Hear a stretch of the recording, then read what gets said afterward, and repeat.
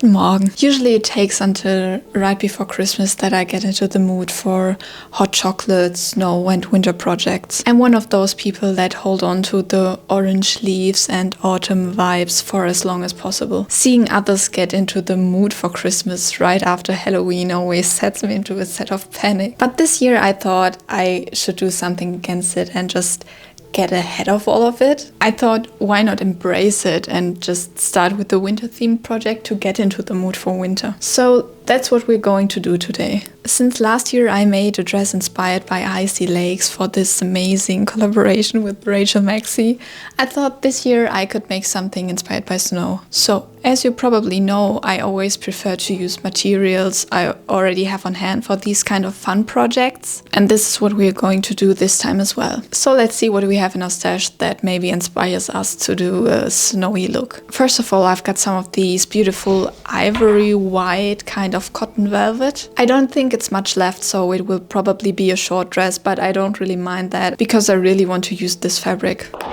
Then I found these fabric scraps.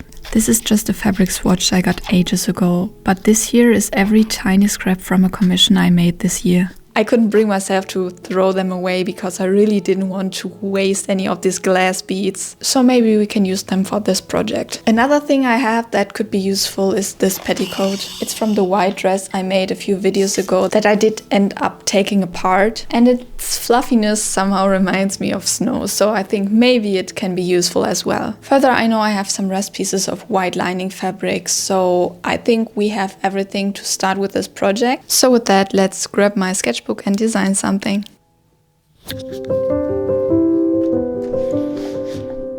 The first thing I drew was a short skirt, since that's what the fabric would allow. I decided on a bubble skirt since its extra fluffiness reminds me of snow again, and I always wanted to try to make one.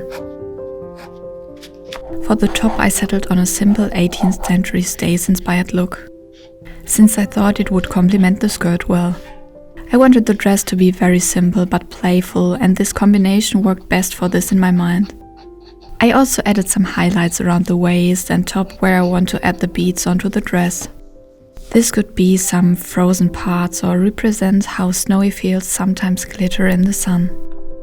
Once the design was done, I was so excited to sew it since I really loved the look of it.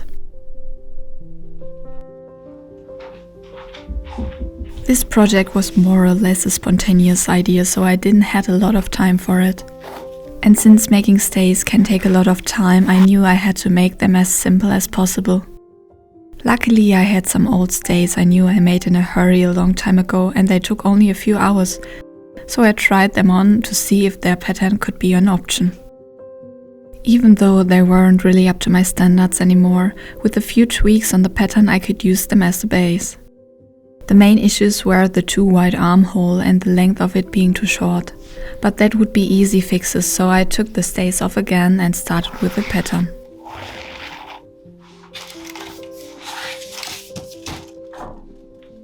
This pair of stays doesn't technically need any seams, so I could lay it completely flat on the pattern paper and trace around it.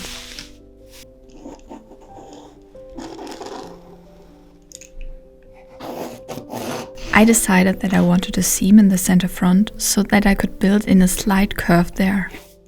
After tracing the outlines, I drew in the changes that I decided on in the fitting. The final pattern is then traced with a marker so that I have a clean end result, and then the one big pattern piece could be cut out.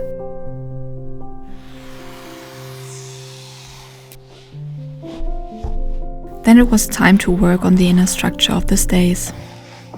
Since I decided on the cotton velvet, I knew I wanted to make smooth covered stays, so I had to hide all the structure inside. So for the base I used my cotton muslin that I normally use for mock-ups. I know that there are extra corset fabrics that are much stronger, but since I'm not aiming for stays that are meant as a support layer worn over a long period of time, and rather a fun project that will be worn mainly for photos, this should be more than fine. So, after ironing the fabric, I laid it double and traced the pattern pieces 2 times, making sure with pins the layers won't shift. I decided to postpone the cutting until after all the bonding channels were sewn onto it, So this was the next step then.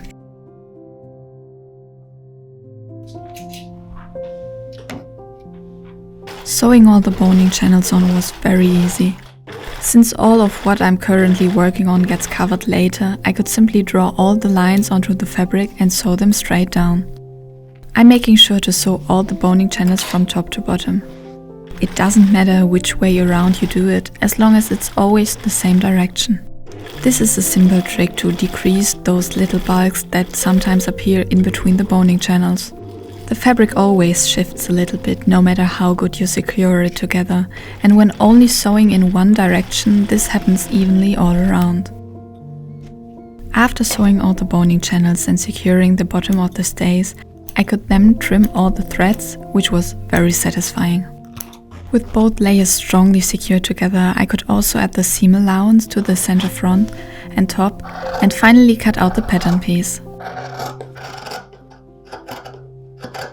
And after this was done on one side of the stays, I could take the other side and also sew in all the boning channels, trim away the loose threads and cut everything out.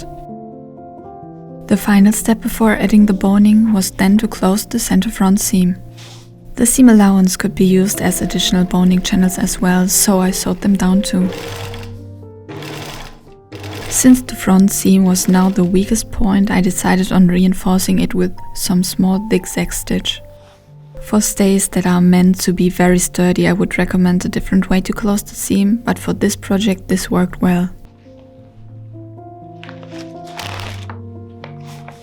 And then it was time to add the boning. I decided to use cable ties.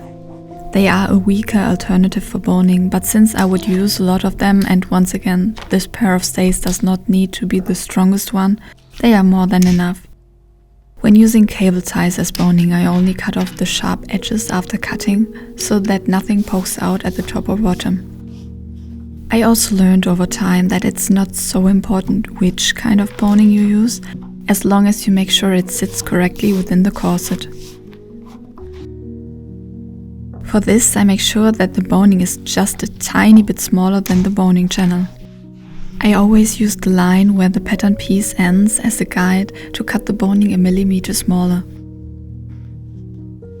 This way, when the top is finished later and the seam allowance is folded inwards, the boning sits perfectly in place without being too long or too short. The last thing to do is now to close off the boning channels at the top as well.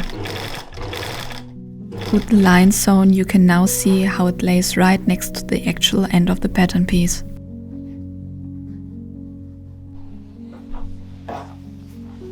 The inside is now ready, so we can move on to the outer layer. Since I only needed to cut 2 big pattern pieces, the velvet layer was done pretty fast. First, I traced the pattern with a trick marker, since I was a bit concerned that other markings would be visible on the outside. I really struggled here because the lines disappeared so fast that I had to rush to draw the seam allowance around it. So no idea how I used them wrong. After that, I cut out both pieces and sewed them together at the center front. Since I wanted the stays not only to be as smooth as possible, but also a bit more puffy to look like a thick layer of snow, I decided to use an extra layer in between. I don't have a lot of experience with this, so I played around a little and really loved the result I came up with. I took some padding I had left over from making my own mannequin and flattened it with my iron using some fabric in between. This way all the fibers got condensed somehow and I got a felt-like texture that was really soft and flexible, but also held up its shape nicely.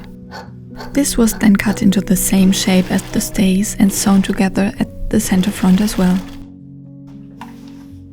Now we've got the base layer with all the boning, the padding layer and the velvet layer, and can assemble everything in the next step. I decided to add the padding layer to the stays first and check if everything is as smooth as I want it to be before adding the velvet on top of it. Here I made sure to pin everything as evenly as possible. It already had a lot of bulk to it, so I took extra care to divide it evenly. Then everything got sewn together again, so that we now have all 3 layers secured together.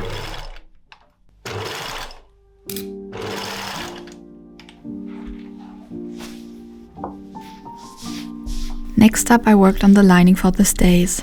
I had the perfect lining fabric that was just enough for it, that also matched the color really great. To make sure the boning channels weren't too visible through the lining, I ironed a thin interfacing onto the fabric. Then I cut my pattern into a lining and a facing, and then traced the lining 2 times as well as the facing from the velvet. After adding the seam allowance and cutting all 4 pieces out, I could sew everything together, including my label at the center front. Since the lining was made from 4 pieces only, it was assembled really fast and could be added to the rest of the stays then. Since this is now the layer that will be turned around, the seam has to be placed exactly on the line of the pattern, right next to the end of the boning channels. That's why I carefully pinned it from the side where I could see those markings, made sure everything laid right with all those layers, and then sewed exactly on the marking. Now we got all 4 layers of the stays assembled. The structural layer, the padding, the velvet layer and the lining facing towards the velvet. So now the only thing we have to do is turn everything inside out. To get the smoothest end result here, it is important to clip the seams carefully. After I made sure everything laid flat, I started to clip in the seam. A little trick I use to make everything as smooth as possible is to fold the seam allowance inwards, how it will later lay, and then check if anything overlaps. I try to cut it so nothing overlaps and that it creates as little gaps as possible, so that none of the clipping will be visible from the inside. After carefully clipping everything, I could finally turn everything inside out. Even though I now have velvet on both sides of the seam, I have to press everything in place carefully. Afterwards, I finished the sides by folding the lining and sewing it on by hand.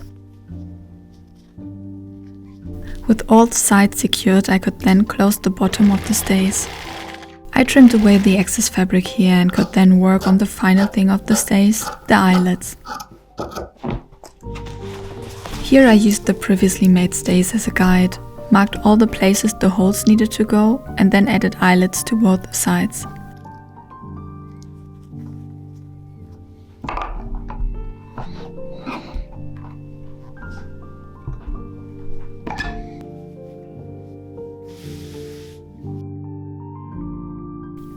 And here's the finished corset. I'm so happy with how fluffy it looks. Using the layer in between worked really great. I'm also happy with the fit. I'm sure the pattern only works this well because I don't really have any curves to accommodate, but that's fine. Sewing a corset or stays is something I love doing. It always feels somehow magical, and going back to a more historical-ish pattern made so much fun. Now that this is done, we're starting with the part of the project that I don't really have any experience with. Well, I've sewn skirts before, but I don't think I've ever made a bubble skirt. But I feel like it shouldn't be too difficult. Essentially, it should work like a normal skirt, but instead of doing a hem, the fabric is somehow folded up on the inside and secured somehow. We now have to check how much fabric we have left to see how long and also how voluminous the skirt is going to end up as. But I definitely want to gather it a lot at the top, so the priority lies on making it wider than longer. To save on fabric and also to decrease the bulk at the top, I want to use a thinner lining fabric on the inside. I don't think I have enough for the one we used at the top, but that shouldn't be a problem because I know I have enough lining fabric and I will just use another one. Now the only question I have left is, will the velvet be too heavy to be as puffy as I want it to be? But for this we can keep the petticoat in mind, because I can just shorten it and we can put it underneath the bubble skirt to support the weight and to make it as puffy as we want. So that's the plan for the skirt, and now let's see if it will work out. Working on the skirt, I first had to prepare everything. First step was to see how much fabric we had left from the velvet and using that information to determine how long the skirt was going to be. I used the petticoat as a guide since the more puffy the skirt is, the shorter it's going to look. With that settled, I could then cut the remaining velvet into 3 panels. After hanging them aside, I could prepare the lining of the skirt. I actually found a polyester satin I bought as mock-up fabric that I could use for it. I wanted the lining to be as simple as possible, so I decided on a circle skirt for it.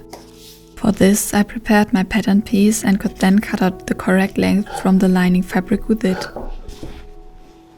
Then it was time to iron all the previous cut pieces, the lining as well as the velvet. The velvet panels were then sewn together so that I could start to assemble the skirt.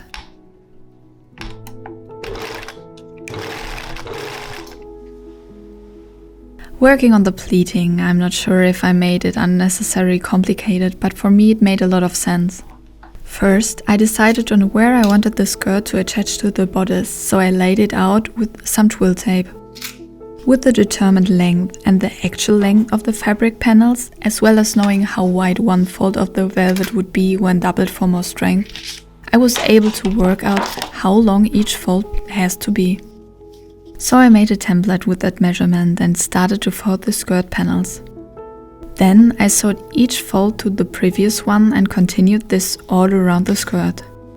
This created a sturdy row of folds that were easy to manage and hopefully easy to attach to the bodice, even though it took some time to make.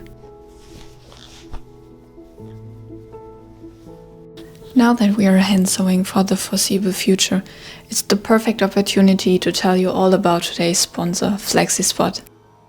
I've got that table, which is the E7 Pro standing desk, for quite some time now, and especially for projects like this one, it proves itself very useful. When I'm hand sewing, I like to change positions now and then so that I don't end up hunched over for hours. And before I had to pack the whole project and either change to the cutting table or go back to my desk. Now I can simply move the table up and down and work standing or sitting for a while.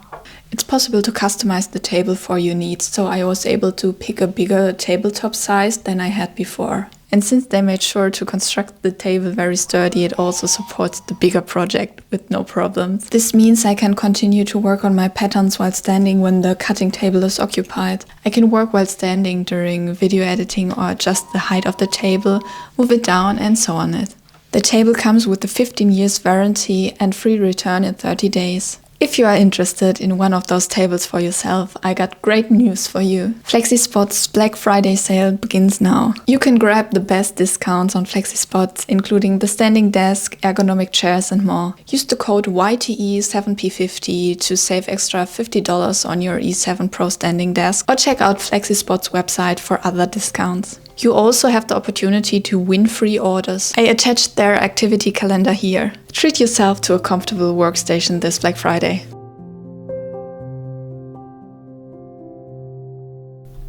With time, making the folds got easier and it actually didn't take as long as I thought. So after some time, I reached the end of the skirt. Since I wanted to have some extra pleats at each side so that the center back would be fully closed there, I had to sew on some tape to hide the inside of the pleats and also to strengthen the ends of the skirt.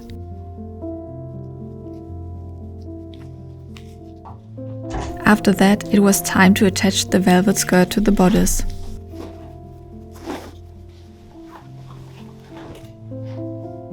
I simply pinned it in place all around the bodice, making sure the pleats and height matches on both sides. After pinning the skirt in place, I sewed both pieces together by hand, attaching each pleat twice so that nothing would shift or get loose over time. This was one of the most satisfying parts of this project because I really loved how everything was coming together. And then it was time to add the lining skirt to the dress. For this, I had to first straighten the bottom of the velvet, since it was attached to the bodice lower in the front. Then I sewed the bottom of the velvet onto the bottom of the lining skirt. Since the velvet hem was a lot bigger, I folded it in irregularly so that it created some interesting pleats later. Then I had to secure the top of the lining to the inside of the bodice. Here I simply sewed it on by hand at the waistline. I really loved how the skirt turned out and I thought the inside of it looked very interesting as well. The only thing I wasn't too happy about was what I predicted earlier, that the velvet might be too heavy to be as puffy as intended. So I measured the final length of it and then shortened the petticoat so that I can wear it underneath. After that, I was excited about the result. I loved the combination of the smoothness of the bodice with the pleats and size of the skirt, and to be honest, I just stood there for a moment and just looked at it because it made me so happy. But I still wanted to add some of the beading, so that was the final thing to do on this dress. I got both of the options for the beading out again, and it was really difficult to decide for me. While the round beads on the fabric swatch would maybe be the more obvious choice, something about the glass beads from the scraps intrigued me, so I went with them. So now the next hours contained of looking for the right scraps, cutting them smaller, smoothing out the edges, carefully pinning them into the position I want them to be, and then finally sewing everything in place until in the end, the dress was finished.